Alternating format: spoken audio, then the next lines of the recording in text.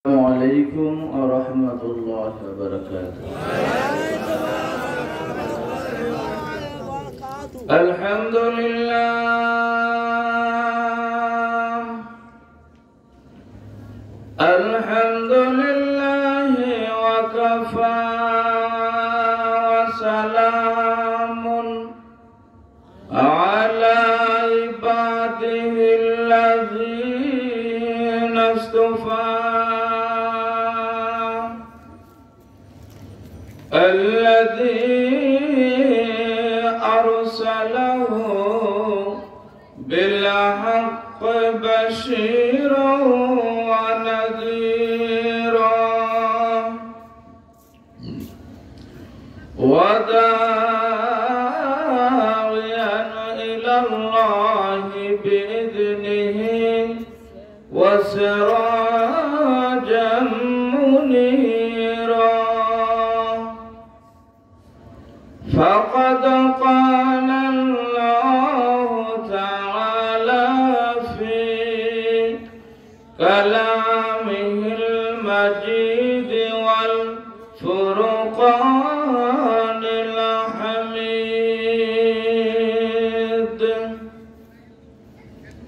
সবাই আমার সাথে বলুন আউযু বিল্লাহি মিনাশ শাইতানির রাজীম। বিসমিল্লাহির রাহমানির রাহিম। قد أفلح من زكاها وقد خاب من دساها. وقال رسول الله صلى الله عليه وسلم الكيس من دان نفسه وعمل لما بعد الموت.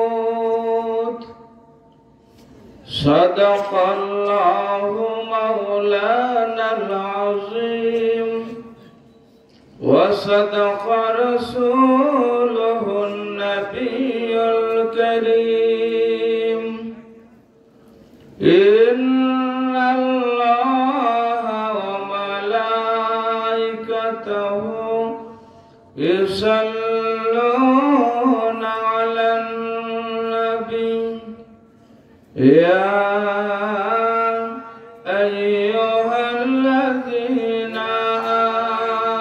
آمنوا صلوا عليه وسلموا تسليما.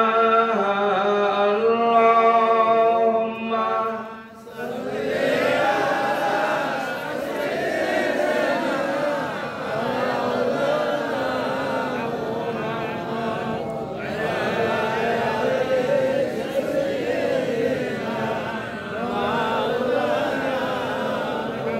আরো জোরে বলুন আল্লাহুম্মা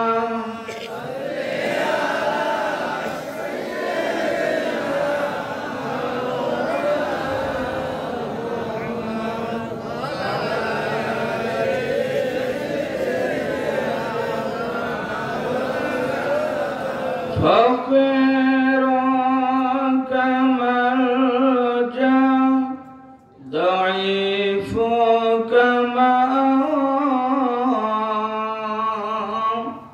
يتيم كعالم غلام كمولا. اللهم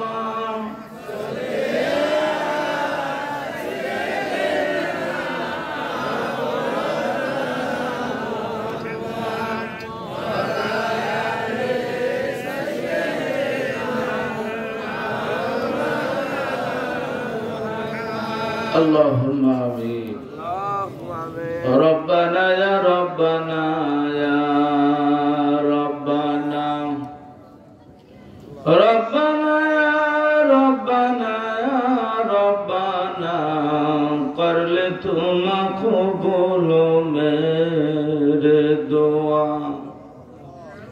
सर मेरे मौला मेरे फरियाद को आ मेरे मौला मेरे इमदाद को वर्ष अरब हम सराफा है बुरी अब तो लेकिन दर फर तेरे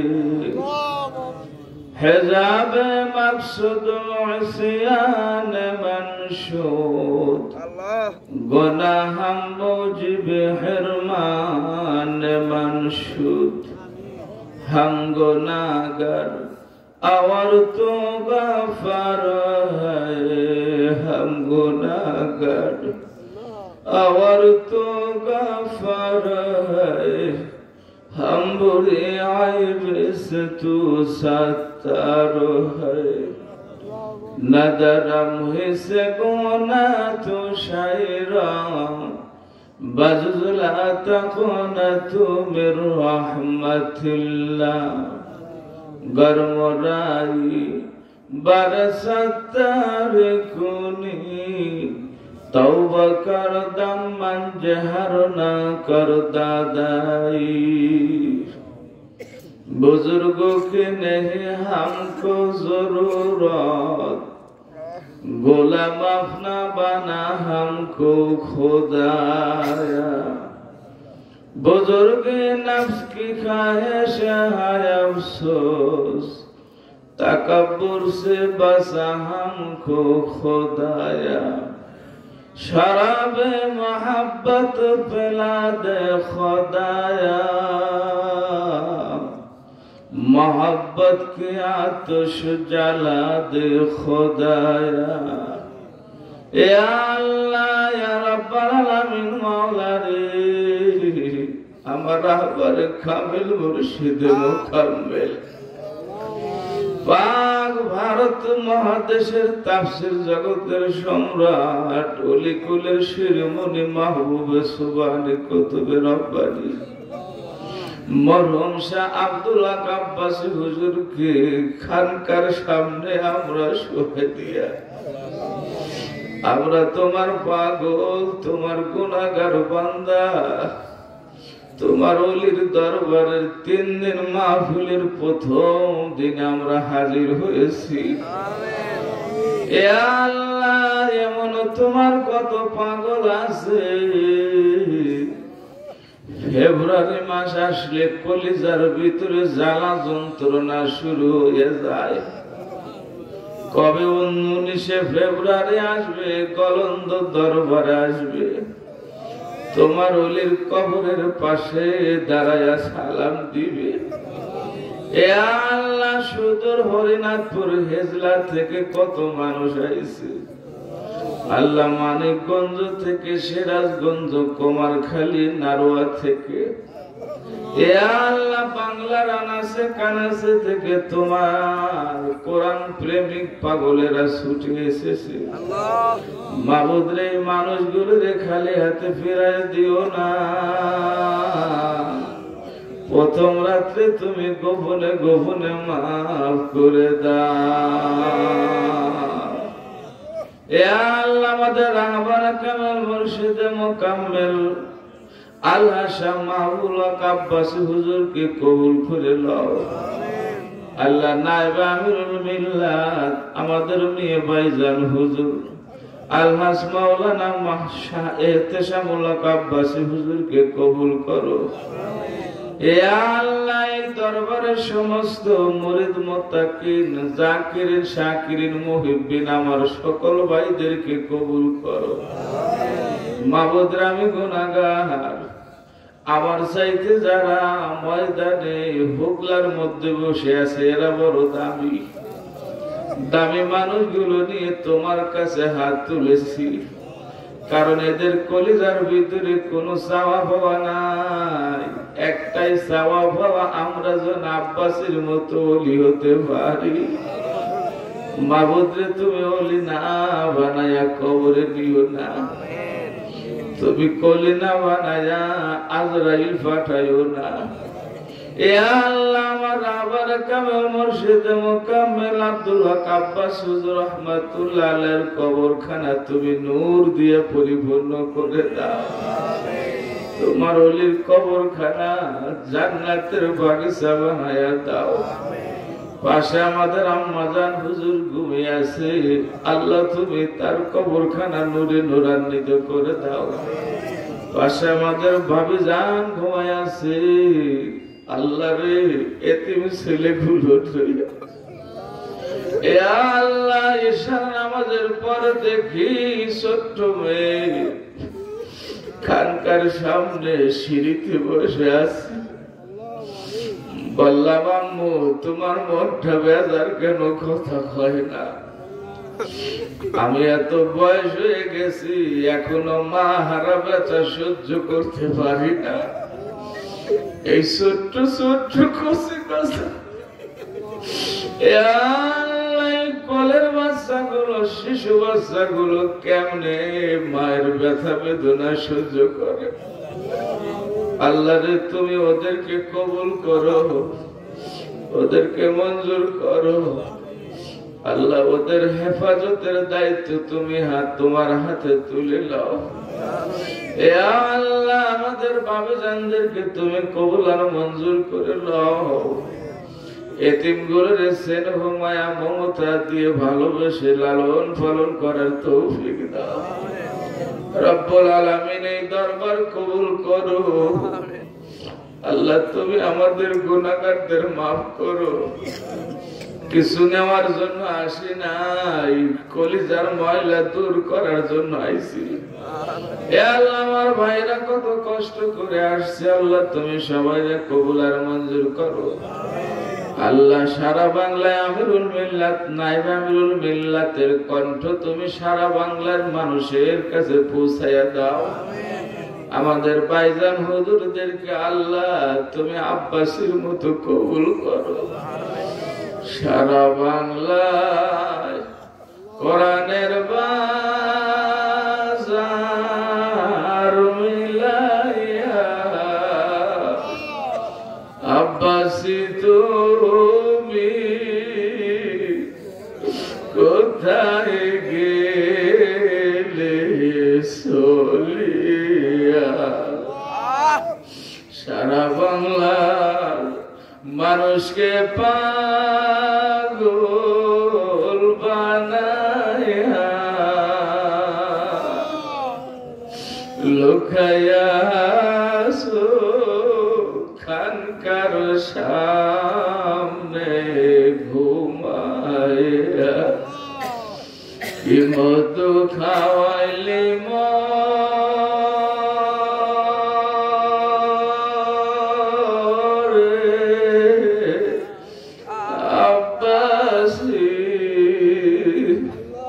তোমার কান্দে সারা দেশবাসী। আল্লাহ, 3 দিনের জন্য এই মাহফিল খানা তুমি কবুল করো। আল্লাহ, আমার হযরতকে তুমি কবুল আর মঞ্জুর করো। হযরতের সাহেবজাদাদের তুমি কবুল করো। আল্লাহ, আমার পীর ভাইদেরকে আল্লাহ তুমি কবুল আর মঞ্জুর করো। আল্লাহ, যে আশা নিয়ে এসেছে আশাগুলো পূরণ করিও। মনের অশান্তি দূর করে দিও। বিপদ আপদ বালা মুসিবত থেকে আল্লাহ তুমি সবাইকে হেফাজত করো। আসসালামু আলাল মুরসালিন, আলহামদুলিল্লাহি রাব্বিল আলামিন। আসসালামু আলাইকুম ওয়া রাহমাতুল্লাহি ওয়া বারাকাতুহু।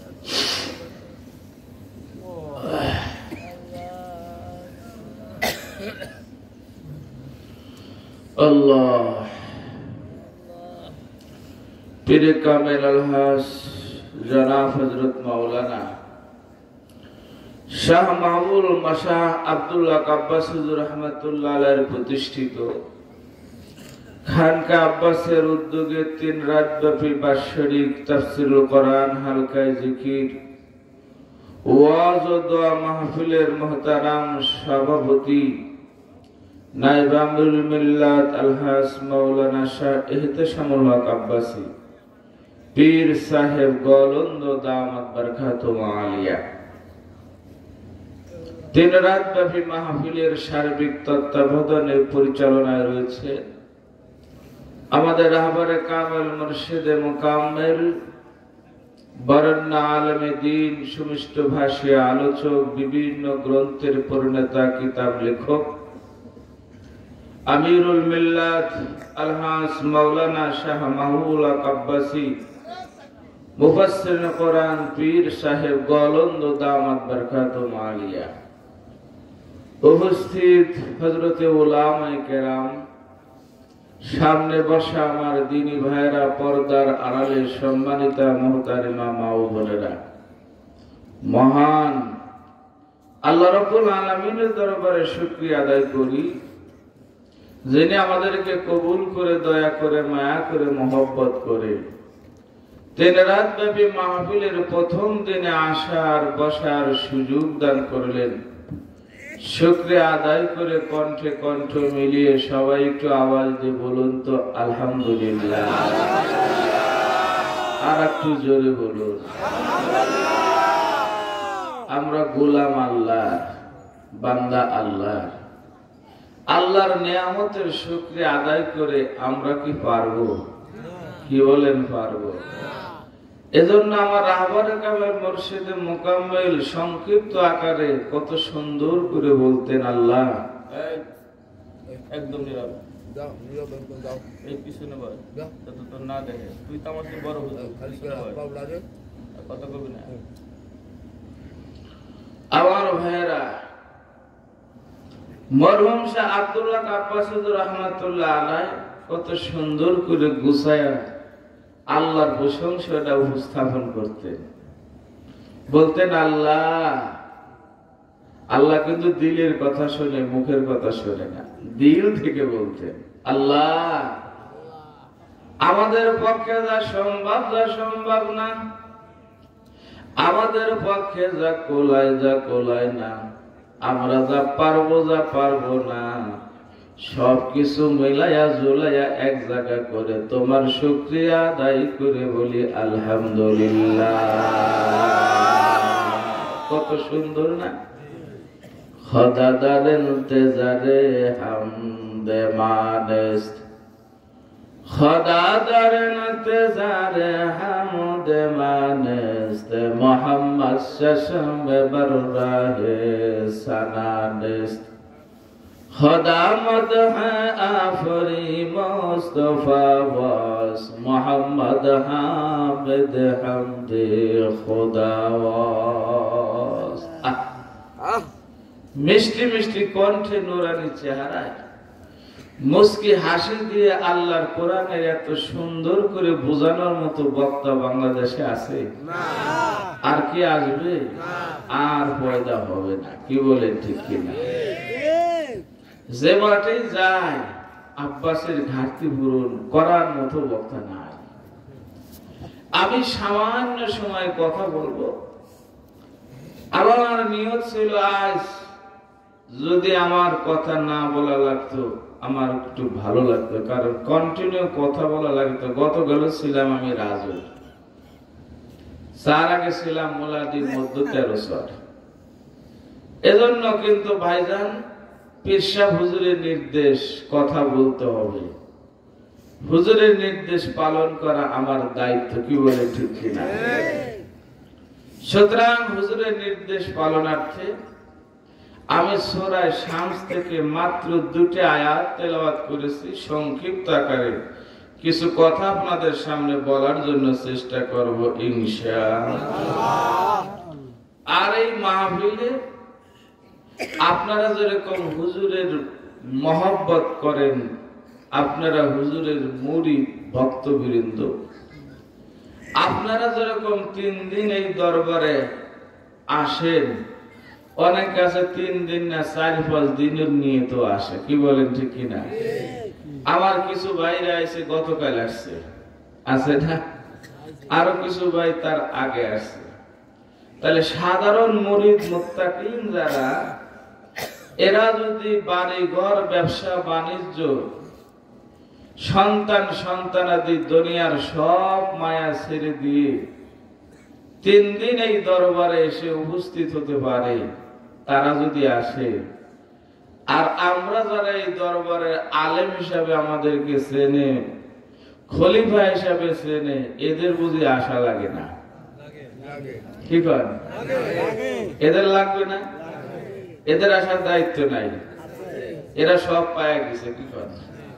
হ্যাঁ, আমার ভাইরা, আপনারাও যেমন এই দরবারের একজন মুরিদ, আপনাদের চাইতে নগণ্য আমি একজন খাদেম এই দরবারের। আপনাদের চাইতে যে আমার শান মান মর্যাদা বেশি মনে করি তা নয়। আমি মনে করি আল্লাহ হয়তো আমার চাইতে আপনাদের মান মর্যাদা আরো বেশি। আলেমদের চাইতে আপনাদের মান মর্যাদা এই জন্যই বেশি, কারণ আপনারা ভক্তি দিয়ে 3 দিন এসে মাঠে ময়দানে এখানে থাকবেন।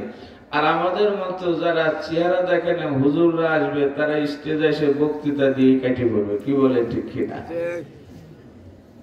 একবার অনেকে আছে খলিফা নাম, হয়তো তারা 3 দিন আসবে, আবার কেউ আসবে না, এমনও আছে। আমার ভাইয়েরা, আব্দুল্লাহ আব্বাসী হুজুরকে যদি ভালোবাসে, মহব্বত করে, এই লোকটা বার্ষিক মাহফিলে আব্দুল্লাহ আব্বাসী হুজুরের প্রতিষ্ঠিত মাহফিলে আসবে না।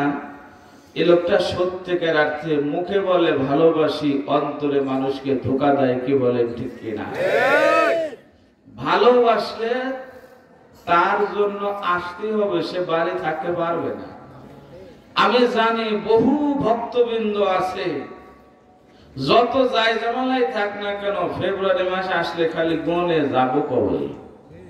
কি বলে, ঠিক কিনা? তারা আসার জন্য অস্থির হয়ে যায়, শরীরের ভিতরে জ্বালা পড়া শুরু হয়ে যায়। আরে আমার হুজুরের বাড়ির মাহফিলে যাব, আছে না এরকম? আছে। যাদের ভিতরে জ্বালা যন্ত্রণা ব্যথা বেদনা নাই, তাহলে বোঝা গেল তাদের সাথে আব্বাসী হুজুরের হৃদয়ের সম্পর্ক নাই। কি বলেন? আব্বাসী হুজুর হলো একটা পার হাউস, তিনি হলো একটা চম্মুক, আমরা হলাম লোহা।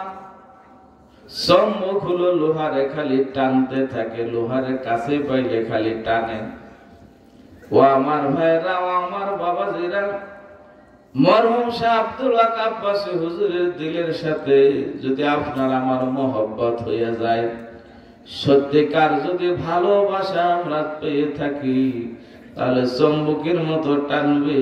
ফাল্গুন মাস আসলে, ফেব্রুয়ারি আসলে আপনি থাকতে পারবেন না, আসার জন্য পাগল হইয়া যাবে। কি বলেন, ঠিক কিনা? আর যাদের আসার জন্য দিলের ভিতরে তাড়না নাই, ব্যথা নাই, বেদনা নাই, মুখে বলে ভালোবাসি, কিন্তু দরবারে মাহফিলে আসে না, আসলে এরা অন্তর দিয়ে ভালোবাসে না, এদের ভালোবাসার মধ্যে ভেজাল আছে। আপনারা কি বলেন? ও আমার ভাইরা, আমি কোরআনুল কারীমের 2টা আয়াত তেলাওয়াত করেছি।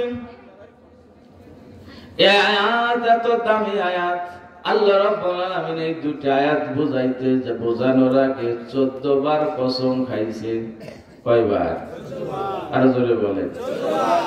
কোন বিষয় বুঝাইতে যে আল্লাহ রাব্বুল আলামিন 14 বার কসম খায় নাই, কিন্তু এই সাবজেক্টটা আমাদেরকে বুঝাইতে যায়, আমাদেরকে গুরুত্ব বুঝাইতে যায়, আল্লাহ রাব্বুল আলামিন 14 বার কসম খায়া এই 2টা কথা আমাদেরকে বুঝাইতে চায়। আচ্ছা, কসম কখন খায়? যখন যেই জিনিসটার গুরুত্ব কম না বেশি। আমরা কসম খাই কখন? মানুষকে বিশ্বাস করানোর জন্য। আপনি আপনার বন্ধুর কাছ থেকে টাকা নেবেন 1 লাখ, আপনি বলবেন বন্ধুরে 1 লাখ টাকা ধার দেন, বন্ধু বলবে না দিতে পারবো না, আপনি বলবেন দাও দাও, বুধবারে দাও, আগামী বুধবারে ফিরে দেব। বন্ধু দেয় না, আপনি আবার চাইলেন দেয় না, আপনি বললেন আল্লাহর কসম করে বলতেছি টাকাটা দে রে বন্ধু, 1 সপ্তাহ পরে ঠিকই তোরে ফিরাই দেব।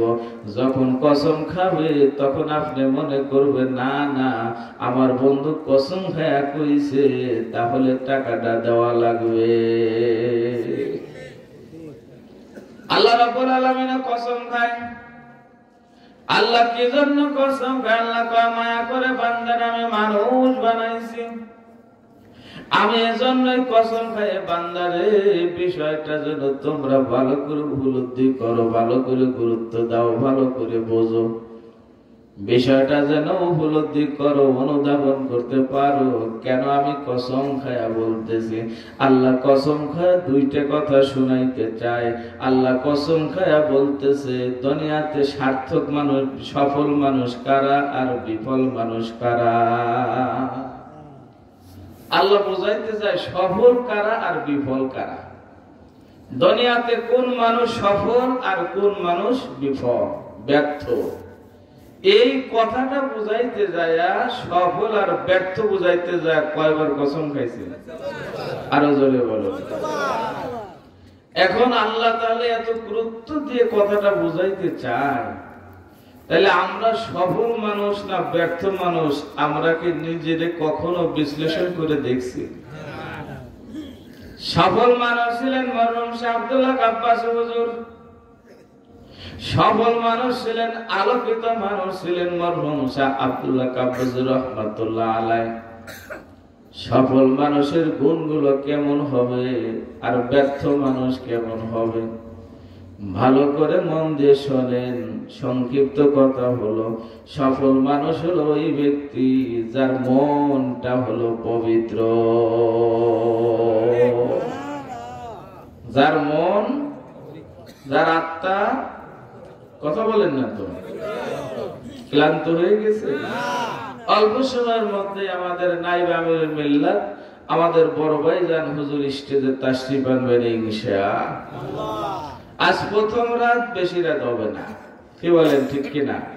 আপনারা রেস্ট নেবেন, বিশ্রাম নেবেন, ইবাদত বন্দেগী করবেন।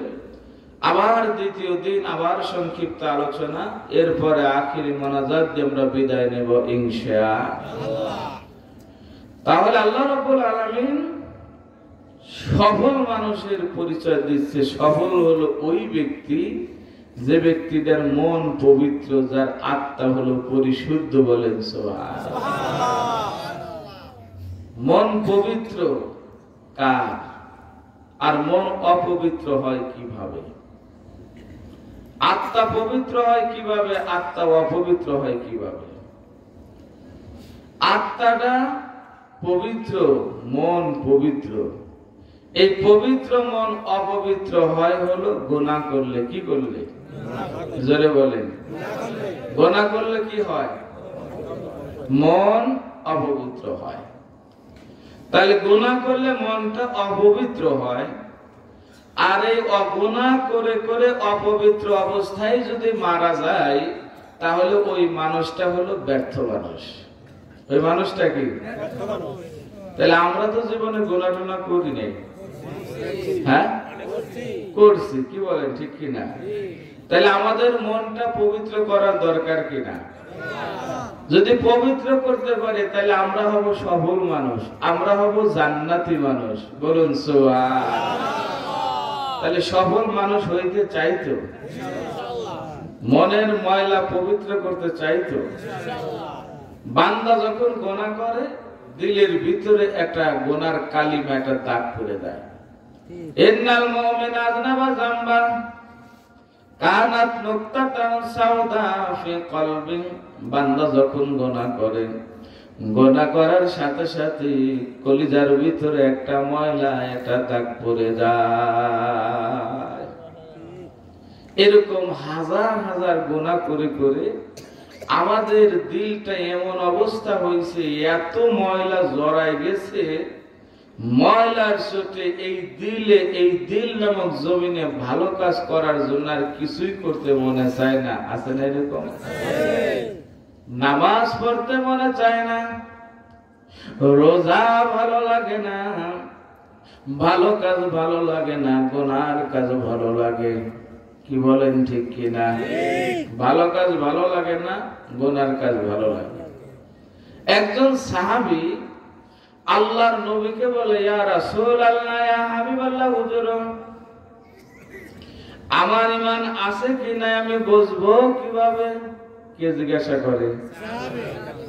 সাহাবীদের চাইতে কি আমরা পাক্কা ঈমানদার? আমরা কি জীবন হতে পারবো? সাহাবীদের মতো ঈমানদার হতে পারবো? তাহলে এই রকম সাহাবী যাদের শান মান আল্লাহর দরবারে এত বেশি, যারা দুনিয়া থেকে জান্নাতের শুভ সংবাদ পাইছে, এই সাহাবায়ে কেরাম এসে জিজ্ঞাসা করে, হুজুর আমার ঈমান আছে কি নাই আমি বুঝবো কিভাবে? আমরা কি জীবনে কোন হুজুরে জিজ্ঞাসা করছে, হুজুর আমার ঈমান আছে কি না আমি বুঝবো কিভাবে? আমরা মনে করতেছি নামাজ পড়ি, রোজা রাখি, হজ করি, যাকাত দেই, টুপি মাথায় দেই, দাড়ি রাখছি, জুব্বা গাই দেই, পীরের বাড়ি যাই, আমার চাইতে আর পাক্কা ঈমানদার আর আছে কিনা? এটা আমাদের ধারণা না? কি বলেন? আবার এমন মানুষ আছে, হুজুর কি বলে, হুজুরের চাইতে আমি হলো পাক্কা ঈমানদার। আছে না এরকম? অথচ আল্লাহর নবীর সাহাবী জিজ্ঞাসা করে, ইয়া রাসূলুল্লাহ, ইয়া হাবিবাল্লাহ, হুজুর আমার ঈমান আছে কি না আমি বুঝবো কিভাবে? কে জিজ্ঞাসা করে বলেন তো? সাহাবায়ে কেরামের কত দাম, কত মর্যাদা কি এটা বোঝেন? সাদহাজারা শিবলিও সাদহা জনাই খাকে পায়ে বহরাইরা কায়রাসি, খাকে পায়ে বহরাইরা কায়রাসি। সাহাবায়ে কেরামের মর্যাদা হলো হযরত ইমাম হযরত আবু হুরায়রা রাদিয়াল্লাহু তাআলা আনহু খোদার তাড়নায় রাস্তায় পড়ে, খোদার তাড়নায় রাস্তায় গড়াগড়ি দিতেন, কিন্তু রাসূলুল্লাহর সোহবত পাওয়ার কারণে এত দাম আল্লাহ ওনারে বাড়ায় দিয়েছে। আবু হুরায়রার পায়ের ধুলার সমতুল্য পৃথিবীর কোন আল্লাহর ওলিরা হবে না। কোন সুবহানাল্লাহ। সাদহাজারা শিবলিও সাদহা জনাই খাকে পায়ে বহরাইরা কায়রাসি। লক্ষ লক্ষ আল্লামা শিবলি জনায়েত বাগদাদী, হযরত আব্দুল কাদের জিলানী, শাহ খাজা মাইনুদ্দিন চিশতি, যত আল্লাহর ওলিরা আছেন, আল্লাহর ওলিদের এক জায়গা করলে আবু হুরায়রার পায়ের জুতার ধুলার সমতুল্য হবে না। কারণ হলো আবু হুরায়রা স্বয়ং ছাত্র ছিলেন মুহাম্মদ রাসূলুল্লাহ সাল্লাল্লাহু আলাইহি ওয়াসাল্লামের। দামি হইতে হলে দামি জিনিসের সাথে মিশা লাগে। কি বলেন ঠিক কি না? দামি জিনিসের সাথে না মিশলে দামি হওয়া যায় কি? যায় না। ভালো জিনিসের সাথে যদি মেশা যায়, ওই মন্দ জিনিস, পচা জিনিসও ভালো জিনিসের সাথে বিক্রি হয়ে যায়। কি বলেন? হয় না? নারোয়ার মানুষ আসেন নাই? কয়জন আছেন আর দেখি?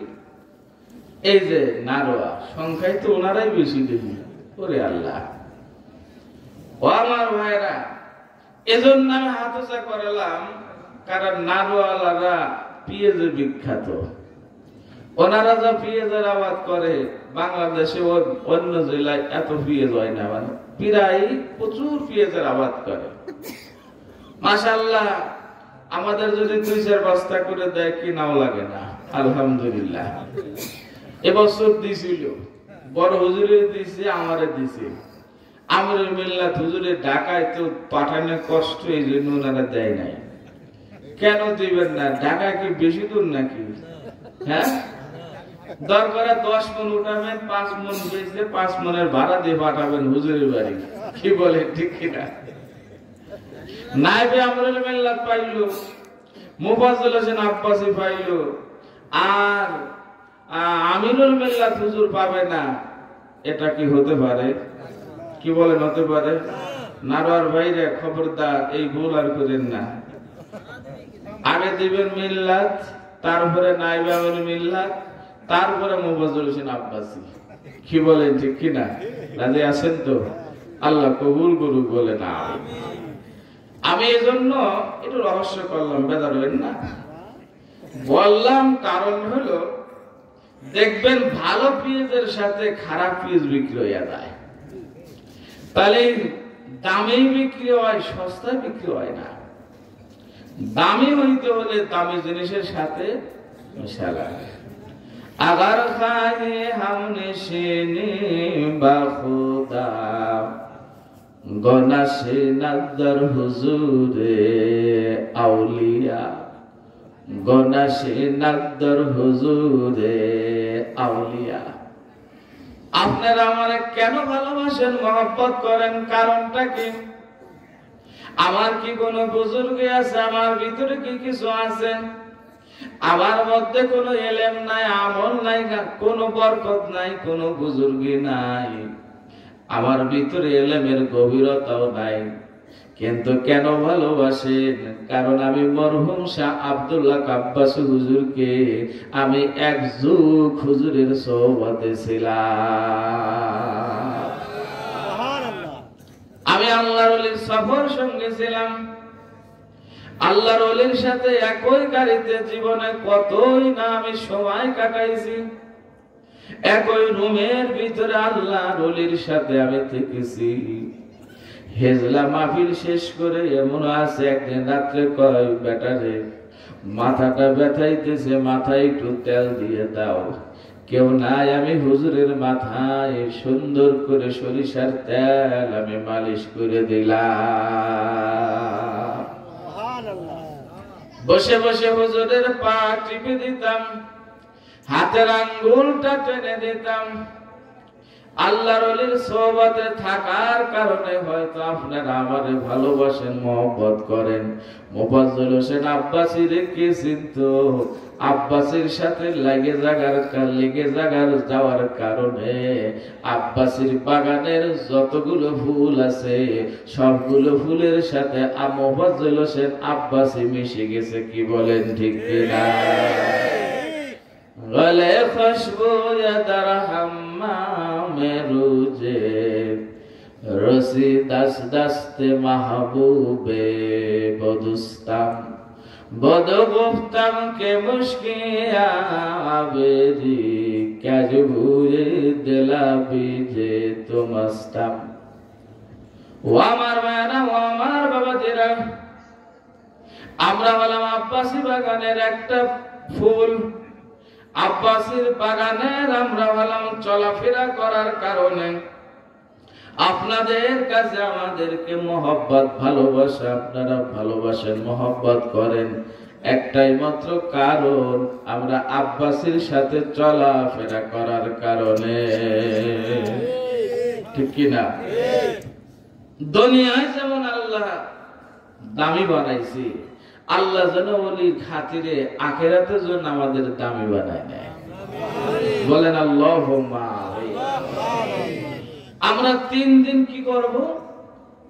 আমরা কি করতে পারি? আমি আপনাদের পরামর্শ দেব, আপনারা সফল মানুষ হয়ে বাড়ি ফিরবেন ইনশাআল্লাহ। পারবেন?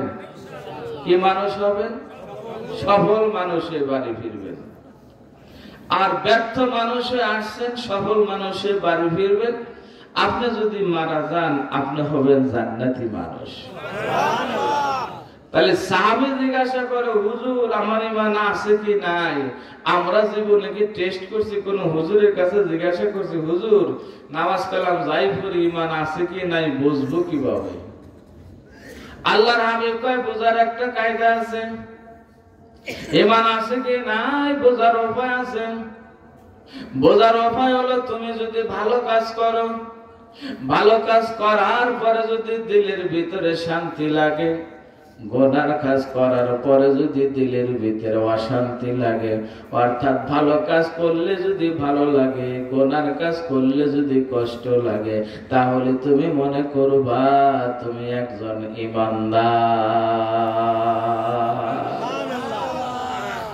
তাহলে ভালো কাজ করলে যদি ভালো লাগে, গুনার কাজ করলে যদি খারাপ লাগে, তাহলে ওই লোকটা কি ঈমানদার। এবার আসেন, আমরা যারা মসজিদ থেকে নামাজ শেষ করি, আবার দেখা যায় এক জায়গায় গান বাজনা হইতেছে, ডেক্সের বাজতেছে, টুপি খুলি নাই, ওই জায়গায় বসে বসে গান দেখি, ড্যান্স দেখি, আর মনে মনে যদি মজা লাগে, তাহলে কি উনি ঈমানদার?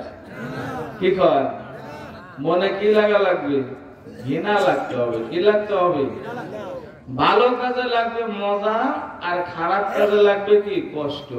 তাহলে বোঝা যাবে এই লোকটা কি ঈমানদার। কারো যদি সমালোচনা করেন, গীবত করেন, কারো সম্পর্কে মিথ্যা কথা বলেন, আর এই কথা বলার পরে চার দোকানে বসে একজনের সমালোচনা করে যদি আপনার মজা লাগে, বুঝতে হবে যে আপনার দিলের ভিতরে কি নাই? ঈমান নাই। সুতরাং আমরা গুনার কাজ ছাড়বো, সওয়াবের কাজগুলো বেশি বেশি করে করব। রাজি আছি তো? সফল মানুষ হতে হলে দিলের ময়লা দূর করা লাগবে। এবার আসেন, কোন কোন কাজ করলে দিলের ময়লা দূর হবে। কদ আফলাহা মান যাক্কাহা। সফল মানুষ আপনি কিভাবে হবেন, কোন রাস্তায় হবেন, কোন এতে হবেন, কোন পথে হাঁটলে আপনি সফল মানুষ হবেন, আপনারা কি শুনতে রাজি আছে? কারণ যারা এখানে বসে আছে, এ সবগুলো মানুষ পরিচিত, চেনা, বয়ান আমার শুনে নাই এমন মানুষ মনে এই জায়গা নাই। কি বলে, ঠিক কিনা? সবাই পরিচিত। তারপরও কিছু কথা বলার জন্য চেষ্টা করব, আপনারা শোনার জন্য চেষ্টা করবেন তো? রাজি আছেন তো? আল্লাহ কবুল করুক, বলে না আমি, আরো জোরে বলে না। আসেন, দিলের ময়লা কিভাবে পরিষ্কার হয়, স্বচ্ছ হয়, আত্মাটা পরিশুদ্ধ হয়, ওই কয়েকটা কথা বলে আমি শেষ করব। আমাদের নায়েব আমিরুল মিল্লাত স্টেজে তাশরিফ আনবেন ইনশাআল্লাহ। আরো জোরে বলেন ইনশাআল্লাহ। আল্লাহর হাবিব ফরমালা দেয়, কোন কাজ করলে তোমার দিলের ময়লাটা দূর হবে। ওয়াকালা রাসূলুল্লাহ সাল্লাল্লাহু আলাইহি ওয়াসাল্লাম, ইন্না হাযিহিল কুলুবা তাসদামু কামা ইয়াসদাউল হাদীদ ইযা আসাবাহুল মা। ক্বিলা ইয়া রাসূলাল্লাহ ওয়া মা জালাউহা? ক্বালা কাসরাতু যিকরিল মাউতি ওয়া তিলাওয়াতিল কুরআন। বলেন সুবহানাল্লাহ। আত্মা বিশুদ্ধ করার জন্য রাসূলুল্লাহ প্রথমে একটা হাদিস আপনাদের শোনায়। এখানে রাসূলুল্লাহ দুইটা অস্ত্র ব্যবহার কথা বলছে। দুইটা অস্ত্র ব্যবহার করলে দিলের ময়লা দূর হবে। তার ভিতরে এক নম্বর অস্ত্র হলো বেশি বেশি করে মরণের কথা স্মরণ। কিসের কথা? আমরা তো মরবো না, মরণ আমাদের আছে তো, তবে মরলেও দেরি আছে, 41 সালের পরে। ঠিক আছে, মরলেও দেরি আছে আমাদের। হ্যাঁ, আছে না অনেক এইরকম যে মরলেও বহু দেরি, এখনই মরতেছি না, এইরকম চিন্তা চেতনার বহু মানুষ আমাদের মধ্যে আছে। কি বলেন? এরকম চিন্তা করলে ওনার দিলের ময়লা দূর হবে না। মনে করতে হবে মৌত বেশি দূরে নয়। আগে আপনি মৌত সে কোই বাশার নেহি, সামান সো বরস কা হ্যায়, কাল কি খবর নেহি। 100 বছরের জন্য খাবার মজুদ করতেছে, কিন্তু আগামীকাল কখন মারা যাবে এই খবর ওনার নাই। আছে না এরকম? আমরা কত মানুষ আছে, 1 বছর যেন কোন রকম সমস্যা না হয়, কষ্ট না হয়, টাকা পয়সা রেডি করি। কি বলেন, ঠিক কিনা? 10 বছর বসে খাবো, কিছু হবে না। যা কামাই করছি 20 বছর ক্ষমতায় না আসলে কোনো অসুবিধা হবে না, বসে বসে খাবো, কোনো সমস্যা নাই। আছে না এরকম লোক?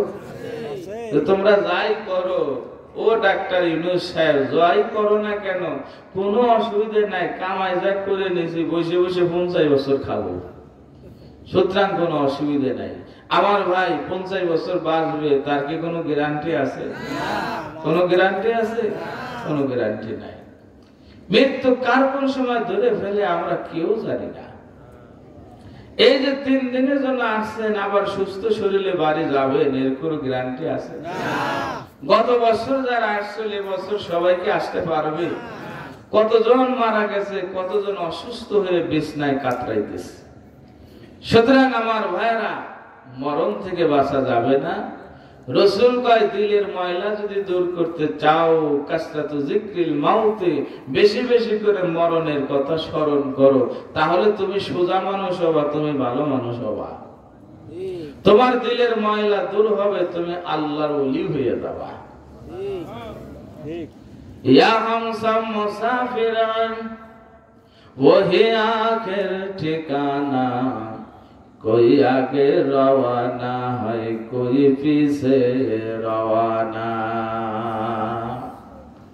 को जा फिरौन को जा नमरूद को जा कारून शोधामान, को जा शौकते शाहनशाही को जा तख्ते सुलाइमान। আরে প্রতাপশালী প্রভাবশালী রাজা বাদশারা যারা ছিল সবাই চলে গেছে, আমি আর আপনিও একদিন বিদায় নিয়ে চলে যাব খালি হাতে, সাদা কাফন আর কাফন গায়ে দিয়ে। কি বলেন ঠিক কিনা? সুতরাং ওই সাদা কাফন আর কাফন গায়ে দিয়ে যে কবরে যাব, যাওয়ার সময় যদি সফল মানুষ হইতে পারে, কি মানুষ বলেন তো? আর একটু জোরে বলেন তো, কি মানুষ? আমি আর আপনি যদি সফল মানুষ হইয়া একেবারে সস্তা মার্কিন কাপড়ের সাদা কাপড় 3 টুকরা গায়ে দিয়ে যদি কবরে যাইতে পারি, সফল মানুষ যখন কবরে যাবে, যাওয়ার সাথে সাথে আল্লাহ রাব্বুল আলামিন ডাক দিয়ে বলবে, ও ফেরেশতারা, আমার বন্ধু কবরে আইছে, ওই সাদা কাপড়ের সস্তা কাপড়টা খুলে আমার বন্ধুর গায়ে জান্নাতি পোশাক পরাইয়া দাও। আর বলে বলে সফল মানুষটা যখন কবরে যাবে, যাওয়ার সাথে সাথে বাংলাদেশে সস্তা কাপড় খুলে জান্নাতি পোশাক পরাই দেবে। শুধু তাই নয়, আল্লাহ রাব্বুল আলামিন ডাক দিয়ে বলবে, ও ফেরেশতারা রে, আমার বান্দা আমি বিছানায় শুয়ে নাই, আমার বান্দার কবরের ভিতরে মাটির উপরে তুমি জান্নাতের বিছানাটা বিছায় দাও। আর একটু জোরে বলো। এটা হবে সফল মানুষদের জন্য, দুনিয়ায় সফল, আখিরাতে সফল। قد أفلح من زكاها, যে লোকটা বেশি বেশি করে মরণের কথা স্মরণ করবে, গুনাহ থেকে বেঁচে থাকা তার জন্য সহজ হয়ে যাবে। তাহলে 1 নম্বর, মরণের কথা বেশি বেশি যারা স্মরণ করবে, ওই মানুষগুলোর দিলের ময়লা দূর হয়ে যাবে। ও ভাই, মরণের কথা কি স্মরণ হয় না? 2013 আমাদের আবার কামেল মুর্শিদে মুকাম্মেল আমাদেরকে এতিম বানায়া গলন্দর খানকার সামনে আল্লাহর ওলি ঘুমায় আছে। এরকম আমি আর আপনিও চলে যাব, জীবন ভরে সাধনা করেও আব্দুল্লাহ আব্বাসী হুজুরকে কি আমরা আর ফিরায় আনতে পারবো? পারবো না। হুজুর গেছে যেই পথে, যেই রাস্তায়, আমরাও যাবো ওই পথে। কি বলেন ঠিক না? কিন্তু আমরা সফল মানুষ হয়ে যাইতে চাই। 1 নাম্বার, বেশি বেশি করে মরণের কথা স্মরণ। 2 নাম্বার হলো কাসরাতু তেলাওয়াতুল কোরআন। যে লোকটা বেশি বেশি করে আল্লাহর কোরআন পড়বে, ওই লোকটার দিলের ময়লা দূর হয়ে যাবে। আল্লাহ রাসূল কত সুন্দর করে উদাহরণ দিয়ে বলতেছে, লোহায় যদি পানি ধরে, লোহায় জন ধরে যায়। লোহায় পানি ধরলে কি হয়? মরিচা পড়ে। কি বলেন ঠিক কিনা? তাহলে এই লোহার মরিচা দূর করার জন্য কি করা লাগে? কি করা লাগে? লোহার ময়লা দূর করার জন্য জিকির করলে হয় নাকি? আরে কি কয়, কি করা লাগে? ঘষতে হবে, শেষ কাগজ মারা লাগবে। একেবারে ঘষতে আবার জন ধরে লোহাও চকচক করে। কি বলেন, করে কি করে না? আল্লাহর হাবিব কয় মানুষেরও দিলের ভিতরে এরকম ময়লা লাগে, গোনাহ করতে করতে ময়লা জড়ায় যায়। আর এই ময়লা দূর করার অস্ত্র হলো দুইটা। একটা হলো মরণের কথা স্মরণ, আর একটা হলো বেশি বসে আল্লাহর কোরআন তেলাওয়াত। পারবো আমরা ভাই? এই যে দেখবেন আপনার থাই গিলাস লাগাইছেন বাড়িতে, অথবা এক জায়গায় একটা গিলাস ফেলে রাখছেন, একটা আয়না ফেলে রাখছেন, ধুলা পড়তে ওই আয়না এমন অবস্থা হয়েছে, ওই আয়নার সামনে দাঁড়াইলে চেহারা দেখা যায় না। কেন দেখা যায় না? কারণ এমন ময়লা পড়ছে, ওই আয়নার সামনে দাঁড়াইলে আর কি দেখা যায় না? ময়লা দেখা যায় না। এখন যদি আপনি একটা ন্যাকড়া নিয়ে, ভিজা একটা কাগজ নিয়ে, ন্যাকড়া নিয়ে ওই আয়নার একটা ঘষা মারেন, আবার আয়নার ময়লা দূর হইলে আয়না ফক করবে, দাঁড়াইলে আপনার চেহারা চকচক করবে। কি বলেন, ঠিক কিনা? তাহলে আমাদের দিলটা পরিষ্কার ছিল, গুনাহ করতে এমন অবস্থা হয়েছে, এমন ময়লা হয়ে গেছে। এখন এই ময়লা দূর করার জন্য কি শেষ কাগজ ঘষলে হবে? সাবান দিলে হবে? পাউডার দিলে হবে? কি দেওয়া লাগবে? মরণের কথা স্মরণ আর বেশি বেশি করে কোরআন তেলাওয়াত। পারবো? এখন অনেকে বলবেন, হুজুর আমি তো কোরআন পড়তে পারি না। আপনি এক নাম্বার মিথ্যাবাদী। আপনি দেখে পড়তে না পারেন, কিছু সূরা আপনার মুখস্থ নাই। যে ব্যক্তি মুসলমান তার তো সূরা ফাতিহা মুখস্থ আছেই, কুল্লুর সূরা মুখস্থ আছে না? কি বলেন? আপনি বসে যদি 3 বার সূরা ইখলাস কুল আল্লাহর সূরা পড়েন, 3 বার পড়লে এক খতম কোরআন শরীফ সওয়াব। আপনি কোরআন খতম দিতে পারেন না, আপনি তো 3 বার পড়লে খতমের সওয়াব পেয়ে যাবেন। সবাই চলে গেছে, আপনি বসে আল্লাহর কোরআন পড়বেন। 3 বার পড়লে 1 খতম, 6 বার পড়লে 2 খতম, 9 বার পড়লে 3 খতম। খতম আর তালেই আছে। কি বলেন, ঠিক কিনা? আপনার যে কয়টা সূরা কেরাত মুখস্থ আছে, ওই কয়টাই বসে আপনি পড়বেন। তাহলে আপনার কি হবে? দিলের ময়লা পরিষ্কার হবে। পারবো কি ভাই?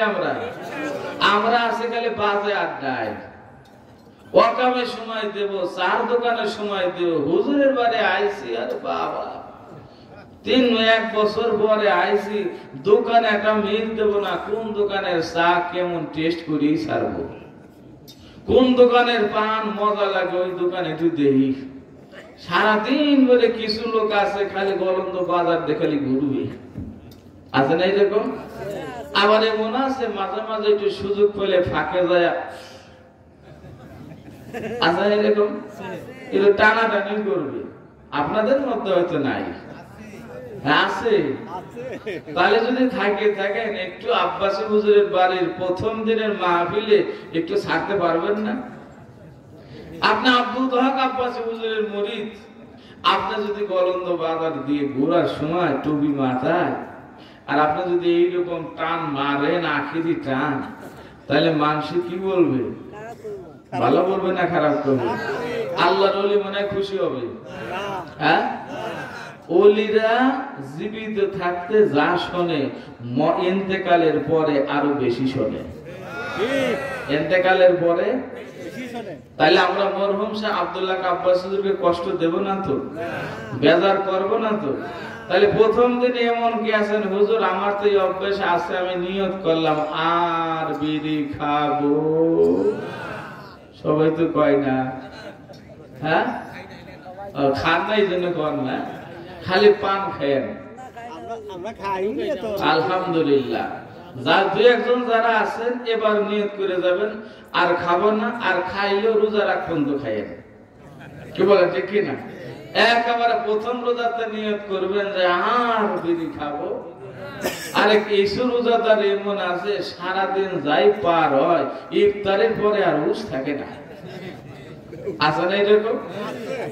ওরে আল্লাহ, আমি বাজার মসজিদের ইমাম, তো মুসল্লিদের ভিড়, কিন্তু মাগরিব পরে রাস্তাঘাটে হাঁটা যায় না, খালি ঘিরান ঘিরান সুঘিরান।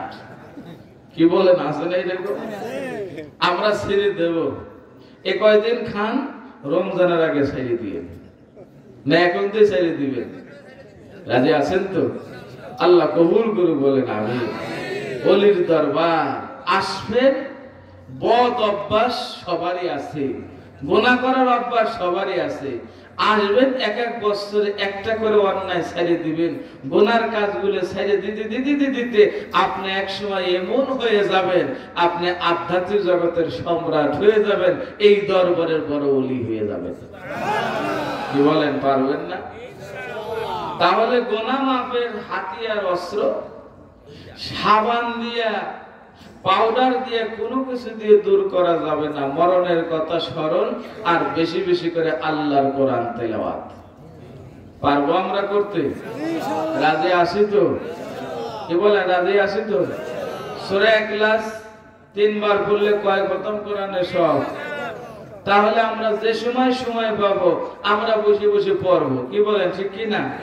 পীরের খাতে গিয়েছেন, নিরিতেছেন, কাজ করবেন আর পড়বেন, এটা হবে আপনাদের সবক। কি বলেন? এবার আসেন, এই গেল দুটা হৃদয়ের ময়লা দূর করার হাতিয়ার। তারপরে 3 নম্বর হাতিয়ার হলো আল্লাহ রাব্বুল আলামিনের জিকির করা। কি করা? জিকির করলে কি হয়? কলবের ময়লা, লিকুল্লি শাইইন সিকালা ওয়া সিকালাতুল কুলুবি যিকরুল্লাহ। যে লোকটা আল্লাহর জিকির করবে, দিলের ময়লা দূর হয়ে যাবে। লা ইলাহা ইল্লাল্লাহ, জোরে ইল্লাল্লাহ, লা ইলাহা ইল্লাল্লাহ, লা ইলাহা ইল্লাল্লাহ, লা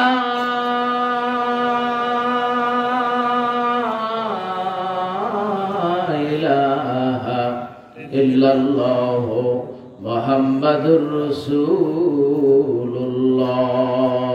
সাল্লাল্লাহু। পারবো জিকির করতে? কখন করব? সকাল সন্ধ্যায় তো করবই, খালি সকাল সন্ধ্যা না, যখনই সুযোগ পাবো তখনই আল্লাহর জিকির চলবে। কি বলেন, ঠিক কিনা? নিঃশ্বাসে, শ্বাস প্রশ্বাসে, গাড়িতে বসে আছে জিকির করবেন, সুবহানাল্লাহ সুবহানাল্লাহ, আলহামদুলিল্লাহ আলহামদুলিল্লাহ, আল্লাহু আকবার আল্লাহু আকবার, লা ইলাহা ইল্লাল্লাহ ওয়াহদাহু লা শারীকা লাহু, লাহুল মুলকু ওয়া লাহুল হামদু ইহয়ি ওয়া ইউমীত ওয়া হুয়া আলা কুল্লি শাইইন কাদির। আল্লাহর হাবিবের একটা হাদিস শোনাই, কেউ যদি দিনের মধ্যে 100 বার সুবহানাল্লাহি ওয়া বিহামদিহি এই তাসবিহের তেলাওয়াত করে পরে, তার গুনাহ যদি সাগরের ফেনা পরিমাণও হয়, আল্লাহ তার জীবনের গুনাহ মাফ করে দিবেন। কয়বার?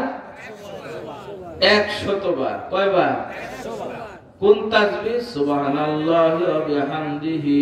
পরে সুবহানাল্লাহি ওয়া বিহামদিহি, সুবহানাল্লাহি ওয়া বিহামদিহি, সুবহানাল্লাহি ওয়া বিহামদিহি, সুবহানাল্লাহি ওয়া বিহামদিহি। এইটা পড়তে কয় মিনিট লাগবে? ধরেন 5 মিনিট। তাই দিনের ভিতরে 5টা মিনিট সময় দিতে পারবেন না? ইনশাআল্লাহ। 5 মিনিট যদি আপনি পড়েন, আল্লাহর হাবিব কয় তোমার গুনাহ যদি সাগর মহাসাগরের ফেনা পরিমাণও হয়, আল্লাহ তোমার গুনাহ মাফ করে দিবেন। তাহলে এই আমলটা নিয়ে আমরা কি বাড়ি যাইতে পারবো? দিনের বেলা যখনই মনে পড়বে আমরা টুকটুক করে পড়ে নেব, ঘুমানোর সময় দরকার পড়ব, নামাজের পরে দরকার পড়ব, হাঁটে যাইতেছি পড়ব, যে সময় পড়ব আল্লাহ দিলের ময়লা দূর করে দিবেন। তাহলে 3 নাম্বার হলো জিকির করলে দিলের ময়লা দূর হয়। 4 নাম্বার আসেন, কোন কাজ করলেন দিলের ময়লা দূর হয়? সফল মানুষ হওয়া যায়, আত্মা পরিশুদ্ধ হয়। 4 নাম্বার ফরমাল আমি আপনাদেরকে শিখাই দেই, বেশি বেশি করে তওবা করতে হবে। কি করা লাগবে? আস্তাগফিরুল্লাহ। কি বলবেন? আস্তাগফিরুল্লাহ রাব্বি মিন কুল্লি যামবিন ওয়া আতুবু ইলাইহি লা হাওলা ওয়ালা কুওয়াতা ইল্লা বিল্লাহিল আলিয়্যিল আযীম। পড়বেন বেশি বেশি তওবা। তওবা মানে কি? তওবার অর্থ আছে। আমরা খালি মনে করি তওবা তওবা করলেই গুনাহ মাফ। তওবার জন্য 6টা শর্ত। কয়টা বলেন তো? 1 নাম্বার হলো যে গুনাহগুলো আমরা করছি এই গুনার জন্য অনুতপ্ত হওয়া লাগবে। কি হওয়া লাগবে? গুনার জন্য অনুতপ্ত হওয়া লাগবে, অনুশোচনা করা লাগবে। আর জীবনে যে ফরজগুলো ছুটে গেছে ওইগুলো করা শুরু করা লাগবে। কি করা লাগবে? যে ফরজগুলো ছুটে গেছে ওই ফরজগুলো কাজা করা লাগবে। 3 নাম্বার হলো কারো কাছে যদি কোনো জিনিস কেউ যদি আপনার কাছে পাওনাদার থাকে, পায়, আপনি ঋণী, তাহলে ওই লোকটার ওই জিনিসটা কি করা লাগবে? ফিরিয়ে দেওয়া লাগবে। 4 নাম্বার হলো কাউকে যদি কষ্ট দিয়ে থাকেন, ব্যথা দিয়ে থাকেন, কাউকে একটা থাপড় দিয়েছেন, গালি দিয়েছেন, ক্ষমতার চোটে আছে না এরকম, ধরে ধরে মারছেন আর বলছেন, বিভিন্ন ভাষায় গালি দিয়েছেন, এই লোকটার কাছে কি করা লাগবে? মাফ চাইতে হবে। কি চাওয়া লাগবে? এই কয় নাম্বার গেল? নাম্বার 4। 5 নাম্বার হলো আপনার নিয়ত করতে হবে জীবনে আর এই গুনাহ, জীবনে কি করব না, এই গুনাহ করব না। নাম্বার 5। 6 নাম্বার হলো নিয়ত করতে হবে বিগত দিনে আল্লাহর যেমন নাফরমানি করেছি, এখন বাকি জীবন আল্লাহর আনুগত্যশীল হব, আনুগত্যশীল বান্দাদের মধ্যে আমি শামিল হয়ে থাকব। এই 6টা কাজ। কয়টা কাজ? ওজর ফরজ কয়টি? 6টি। মাথা ঠিক আছে? ওজর ফরজ কয়টা? 4টা। তাই ওজর ফরজ হলো 4টি। 3টে যদি আদায় করেন ওজর ফরজ আদায় হবে? জোরে বলেন, আদায় হবে? তওবার জন্য এই শর্ত হলো 6টা। কয়টা? এই 6টা শর্ত যদি আপনি পূরণ করতে পারেন তাহলে আপনার অবস্থা কি হবে? আত-তাইবু মিনাজ যামবি কামা লা যামবা লাহু। আল্লাহর হাবিব কয়, আমার এই উম্মত যেন জীবনে গুনাহই করে নাই। আমার এই উম্মত নিষ্পাপ, মাসুম, সবে মাত্র মায়ের পেট থেকে শিশু জন্ম নিলে যেমন কোনো গুনাহ থাকে না, আমার উম্মতের আমলনামায় কোনো গুনাহ থাকবে না। তাহলে 4 নাম্বার আমি আপনাদের রাস্তা দেখাইছি, ফর্মুলা। গুনাহ মাফ করবেন যদি আমরা কি করি? ইস্তেগফার করি, তওবা করি। পারবো আমরা? ইনশাআল্লাহ। রাজি আছি তো? ইনশাআল্লাহ। এবার আসেন নাম্বার 5। 5 নম্বরে আপনি কি করবেন? ভালো ভালো উলামায়ে কেরাম আল্লাহ ওয়ালাদের সোহবতে যাবেন। কি করবেন?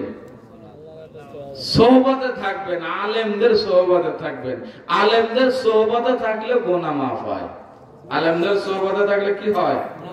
قد أفلح من زكاها وقد خاب من دساها।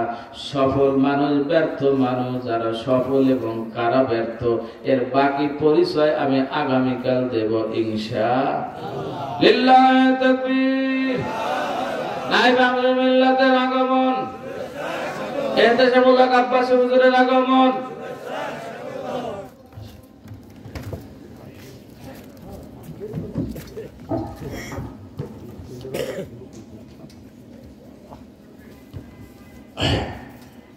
সকলে বলি মাশাআল্লাহ।